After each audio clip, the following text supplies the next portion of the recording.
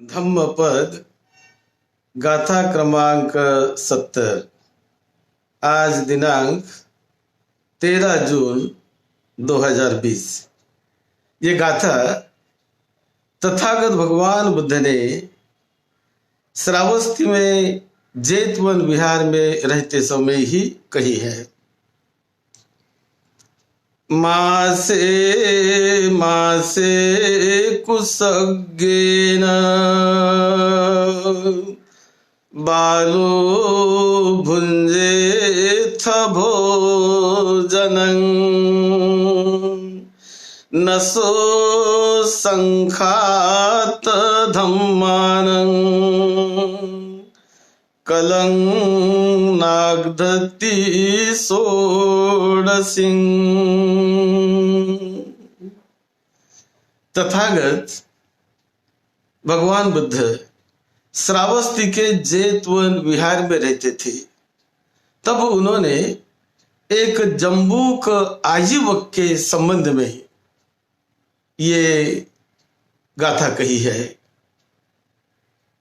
काश्यप सम्यक संबुद्ध के काल की काश्यप सम्यक संबुद्ध के काल की घटना तथागत बुद्ध ने बताई। जब काश्यप सम्यक संबुद्ध इस धरती पर आए थे, उस समय एक गांव में एक बड़ा श्रद्धावान उपासक, उस उपासक ने एक भिक्षु के लिए अपने ही खर्चा से बुद्ध विहार बना दिया और उस बुद्ध विहार में वो भिक्षु रहने लगा। उनकी सारी व्यवस्था वो उपासक बड़े श्रद्धा से, उनका परिवार उपासक बड़े श्रद्धा से सारी व्यवस्था, खान पान की सारी व्यवस्था करने लगे। एक दिन कोई अरहत भिक्षु उस विहार में मेहमान करके आया, आगंतुक के रूप में आया। आगंतुक में रूप में आने से उन्होंने स्वागत किया, उन्होंने विहार में रखा। और दूसरे दिन वो दोनों, उस उपासक ने जो बुलाया, उनको निमंत्रण दिया, तो वहां दोनों भोजन के लिए गए।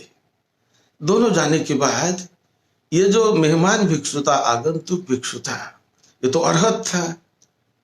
उनका चाल ढाल, उनका ज्ञान, वो सारा देखकर उपासक इतना प्रभावित हुआ और प्रभावित होकर उन्होंने बड़ा अच्छा प्रणीत भोजन दोनों को भी दिया। और उस नए भिक्षु को उसने एक चिवर दे दिया, कपड़ा दिया कि इसको रंग लो, पहनो। फिर कहने लगा तुम्हारे बाल काटने के लिए भी सामान उन्होंने दे दिया। उनके बाल थोड़े बड़े थे, उसके लिए सामान दे दिया। फिर उसके बाद उन्होंने बड़ा अच्छा मंच उनको दिया, सोने के लिए मंच पर सो आराम करो। तो ये सारा उन्होंने जब दिया, सारा पहुंचा दिया उन्होंने उसी दिन। तो ये जो स्थायी भिक्षु था, जो हमेशा वहां रहने वाला, उसके मन में बड़ी ईर्ष्या होने लगी, बड़ी जलन होने लगी। अरे ये तो मेहमान करके आया है, मैं तो यहाँ कई सालों से रहता हूं। तो देखो ना, ये उपासक ये मेहमान भिक्षु का इतना सम्मान करता है, इतना इसको इन्होंने चिवर दे दिया, इनको मंच दे दिया, इन्होंने ये कहा वो कहा।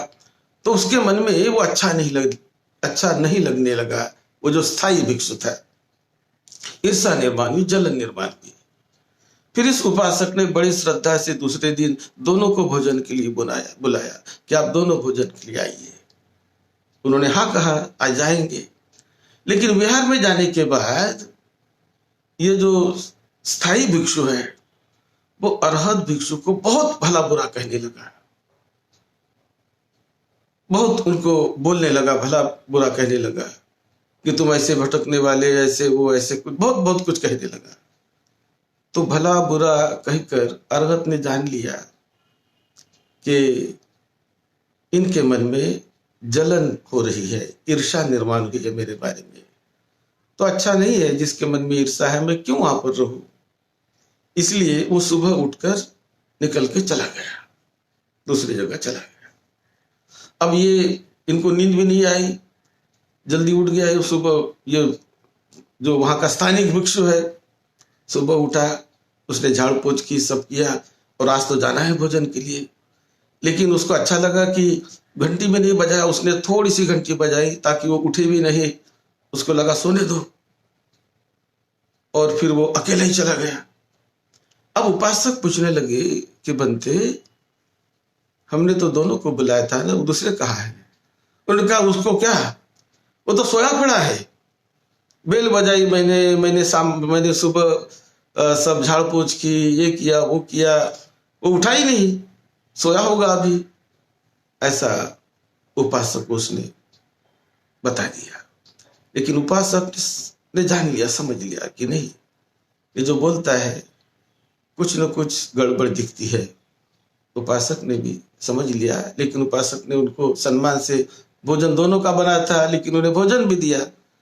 और दूसरे के लिए बोले ऐसा करो, ये भोजन उस मेहमान भिक्षु के लिए आप ले जाओ पात्र में। तो पूरा पात्र भरकर भी दिया, बड़ा अच्छा भोजन।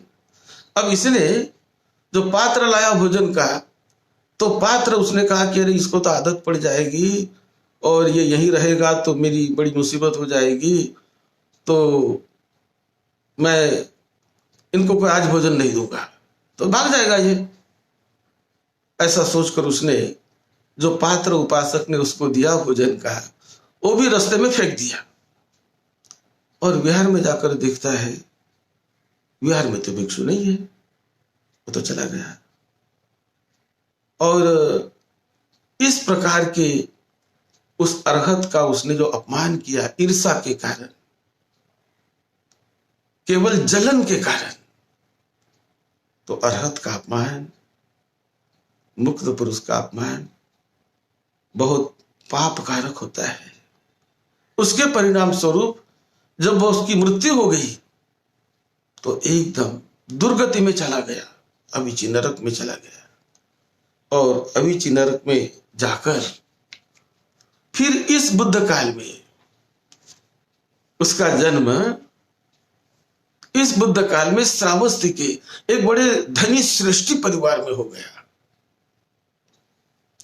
अब जन्म होने के बाद छोटा बच्चा वो बढ़ रहा है, तो वो सोना ठीक से सोता भी नहीं था, ठीक से खड़ा भी नहीं रह पाता, और वो जो अपना मलमूत्र, अपना पाखाना, छोटा वो अपना ही पाखाना खाने लगा। तो छोटे को समझकर घर वालों ने कहा चलो छोटा है, उसको समझता नहीं क्या खाना क्या नहीं खाना चाहिए। लेकिन जब उसकी उम्र बढ़ने लगी तो बढ़ती उम्र में भी वही पाखाना खाने लगा। तो सृष्टि को लगा ये कितना गंदा है, कपड़े भी नहीं पहनने देता, वो नग्न रहने लगा। तो सृष्टि ने कहा नहीं, ऐसा करेंगे, ये जो नग्न साधु होते हैं ना, उनके यहाँ ले जाकर इनको रख देंगे, तो वहां उनके साथ रहेगा। चलो इसका जैसा कर्म है। तो उनके माता पिता ने एक नग्न साधु का कोई निवास था, तो वहां पर हो गए। उन्होंने विनती की कि देखो भाई इसका स्वभाव बचपन से ऐसा है, ये कपड़े भी नहीं पहनता, तो आप अब रखो। तो सृष्टि की विनती मानकर उन्होंने रख दिया। तो वहां उनके साथ रहने लगा। लेकिन उनके साथ रहते रहते, क्योंकि वो भी बिना वस्त्र रहते थे, ये भी बिना वस्त्र से, तो ये रहने लगे। लेकिन वो उनको बोलते कि चलो भाई भोजन के लिए जाएंगे, शहर में जाएंगे, तो ये नहीं जाता। वो कहता नहीं मैं नहीं आऊंगा। तो एक दिन, 2 दिन, 4 दिन वो नहीं गया। इन्होंने कहा क्यों नहीं, क्या खाता है ये? तो उनमें से उनको आज भोजन के लिए बुलाया, लेकिन वो गया नहीं। तो 2 लोग छुप कर रहे कि देखते तो क्या करता है। तो ये सब लोग भोजन के लिए जाते हैं, ये जाता है और पाखाना खाता है, मल खाता है। उनको बड़ा बुरा लगा, अरे ये जाकर मल खाने वाला है, ये पाखाना खाता है, तो लोग हमारे उपासक कहेंगे कि भाई ऐसे व्यक्ति को क्यों रखते हो।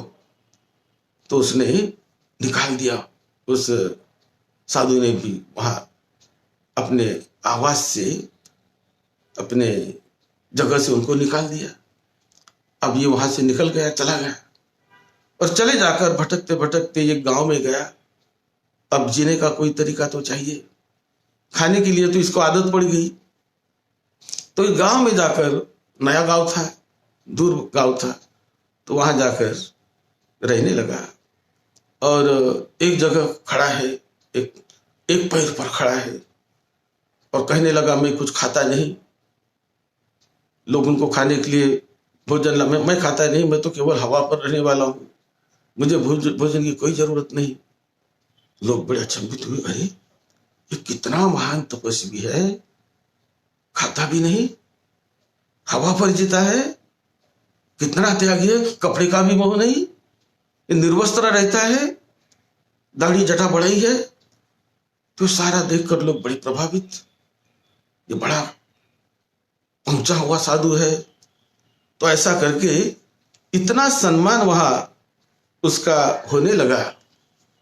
तो वो ऐसे ही रहता था, खड़ा ही रहता था, खड़े खड़े रहता था। कभी बहुत लोग उसके दर्शन के लिए आने लगे, बहुत सम्मान उसका होने लगा। तो लोग उसको भोजन लाते हैं, लेकिन वो भोजन को हाथ भी नहीं लगाता। बड़ा अच्छा अच्छा भोजन लाते, घी का, बड़ा स्वादिष्ट, बड़ा अच्छा अच्छा तरह तरह का भोजन लाते। वो नहीं खाता, मतलब मुझे भोजन की जरूरत नहीं, मैं तो हवा पर जीता हूँ। और सब लोग जाने के बाद वो बाथरूम में, टॉयलेट में जाकर वो मल खाता था और लोगों को दिखाता नहीं, और हवा में जीता हूं करके लोगों को बताता है। तो अच्छी चीज जब लोग लाते हैं, कहते हैं कि देखो हम पर उपकार करो, हमने बहुत अच्छी आपके लिए बनाई है, थोड़ा तो लो, थोड़ा तो लो। तो वो थोड़ा चख लेता है और बस हो गया, अभी तुम्हें पुण्य मिल जाएगा, मैंने चख लिया, चख लिया। तो बड़ा प्रसिद्ध। अब एक बार श्रावस्ती में जब बुद्ध रहते थे, श्रावस्ती में बुद्ध रहते समय उन्होंने देखा कि ये व्यक्ति अरहत बनने वाला है, अरहत बनने की इसकी पारमिता अब जाग उठी है, तो मैंने उसे वहां जाना चाहिए, ये उसका उद्धार मैंने करना चाहिए। ऐसा सोचकर श्रावस्ती में भिक्षाटन के बाद आनंद को बुद्ध कहते हैं, आनंद आज मैं उस जम्बुक के तरफ जाने वाला हूं, तो क्या बनते अकेले जाएंगे? हाँ मैं अकेले जाऊंगा, तुम बताओ मेरे साथ। बुद्ध अकेले वहां गए, उस गांव में देखा उसका बड़ा मान सम्मान ये वो। और उसके बाद बुद्ध जाकर उनको मिलते हैं। बुद्ध ने उनको विनती की, देखो भाई मुझे यहाँ पर एक दिन रहना है। बोले नहीं, यहाँ तो रहने के लिए जगह नहीं है, तुम कहाँ यहाँ रहोगे, कहाँ से आए हो तुम? नहीं मैं तो सन्यासी हूँ, मुझे रहना है एक दिन। नहीं जगह नहीं मेरे लिए रहने के लिए। तो उसने कहा नहीं भाई देखो, मैं ठीक है थोड़ा पड़ोस में ही रह जाऊंगा। तो वहां पर थोड़ा जमीन का ऊंचा टीला था, ऊंची जमीन थी। तो बोले ठीक है वहां मैं रह जाऊंगा। तो ठीक है भाई वहां रहते हो ना, तो मेरा कोई घर जाए, रहो वहां पर। तो उसके नजदीक ही एक ऊंची जमीन थी, थोड़ा टीला था, वहां पर बुद्ध रात भर रुके। और जब बुद्ध रात भर रुके तो ये तो इतना गंदा इन्होंने कर दिया था उस जगह को। तो बुद्ध वहां आते हैं ये जानकर, देवताओं के प्रभाव से उन्होंने भारी वर्षा की, सारा स्वच्छ हो गया परिसर। और फिर उस रात में तथागत बुद्ध को मिलने शक्र देवता आता है, बड़े प्रकाश को निर्माण करते हुए। इंद्र देवता आता है, चातुर महाराज का देवता आता है, और महाब्रह्मा बुद्ध को मिलने के लिए आता है। तो दूर से देखने लगा, अरे इतना बड़ा प्रकाश करते हुए कौन कौन आए, कौन इनको मिले? ऐसा करके जब सुबह वो जाकर मिलता है, बोले सन्यासी रात को तो मैंने बहुत बड़ा प्रकाश देखा है, ये कौन थे, कौन आए थे? तो उन्होंने कहा एक तो इंद्र देवता था, वो आया था। अरे तुम इंद्र से बड़े हो, वो तुमको मिलने आया था? हाँ आया था। फिर कौन आया था? चातुर महाराज का देव आए, इस देवता लोक से देव आए। फिर महाब्रह्मा आया। अरे महाब्रह्मा वो भी आपको मिलने आया? हाँ आया है ना। तो क्या तुम ब्रह्मा से भी बड़े हो? हाँ सम्यक संबुद्ध हूं मैं। वो जब जानकर, और उन्होंने जब बुद्ध उनको पहले मिले तो उनका नाम लिया है जम्बुक, मुझे यहाँ पर रहना है, मुझे जगह दे दो। तो पहले अचरज में पड़ गया, जम्बुक मेरा नाम कैसा है इसको पता है? और फिर उसने बुद्ध ने वो कहानी बताई, देखो ऐसे ऐसी तुम्हारी कहानी है, तुम्हें याद नहीं होगा, तुम काश्यप बुद्ध के समय पैदा हुए थे, ऐसा ऐसा हुआ, अरहत का तुमने अपमान किया है और इसलिए तुम नरक में भी गए, 20,000 वर्ष तक वहां पर रहे, उसके बाद तुम निकले हो और अभी भी तुम ऐसा करते हो।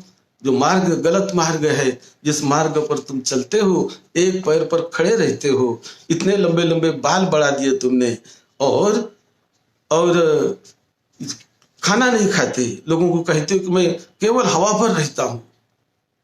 ऐसा तुम जो करते हो ये बड़ा गलत है, ये मुक्ति का रास्ता नहीं है, इससे आदमी मुक्त नहीं हो जाता है, मुक्ति का दूसरा रास्ता है। ऐसा करके तथागत बुद्ध ने उनको ये गाथा कही, मासे मासे कुसज्ञेन बालो भुंजे तो भोजनं नसो संघात धम्मानं कलं नागदति सोड़सी। यानी कोई थोड़ा थोड़ा यानी थोड़ा थोड़ा भी अन्न खाता है और बहुत कठिन तप साधना भी करता है, लेकिन मन शुद्ध ना हो, मन निर्मल ना हो, आचरण शुद्ध ना हो, मन परिशुद्ध ना हो, सही रास्ता न जानता हो, तो मुक्ति के बहुत दूर है, 16वां हिस्सा भी उसके नजदीक नहीं है वो। ऐसा जब उन्होंने बुद्ध ने उनको सुनाया, वो बड़ी प्रीति प्रमोद उनके शरीर में जाग उठा कि अरे क्या मेरा उद्धार कर दिया, सम्यक संबुद्धे कैसे मुझे निकाल दिया इस नरक से। ऐसा करके बड़ा प्रमुदित होकर उसी समय वो अरहत बन गया, अरहत बन गया। सारे लोग बड़े प्रसन्न हो गए। सभी लोगों ने जब बुद्ध की बात सुनी तो लोगों अचंभित हो गए कि बुद्ध इतने महान, एक व्यक्ति के उद्धार के लिए बुद्ध स्वयं यहाँ पर चले आए और इसको नरक में जाने के रास्ते से रोक दिया, इनको मुक्ति के मार्ग पर ला लिया, अरहत बना दिया, इसको मुक्त कर दिया, इसको इस प्रकार का कह के बुद्ध की लोग प्रशंसा करने लगे। और ये जम्बूक आजीवक ये अरहत बन गया। गलत रास्ते से चलते हुए वो बहुत दुर्गति में जा रहा था, लेकिन आज सद्धम्म के रास्ते से मंगलमय रास्ते पर आ गया। मनुष्य जीवन बड़ा मंगलमय है। सद्धम्म को समझो, जानो, करो उद्धार अपने जीवन का, करो उद्धार अपने जीवन का, बढ़ाओ अपनी स्वयं की प्रज्ञा, आपकी प्रज्ञा बढ़े, ज्ञान बढ़े, आपको निरोगत्व मिले, आपका मंगल हो। सद्धम्म की सेवा में, आपकी धम्म सेवा में। डॉक्टर भदंत राहुल बोधि महाथीरो।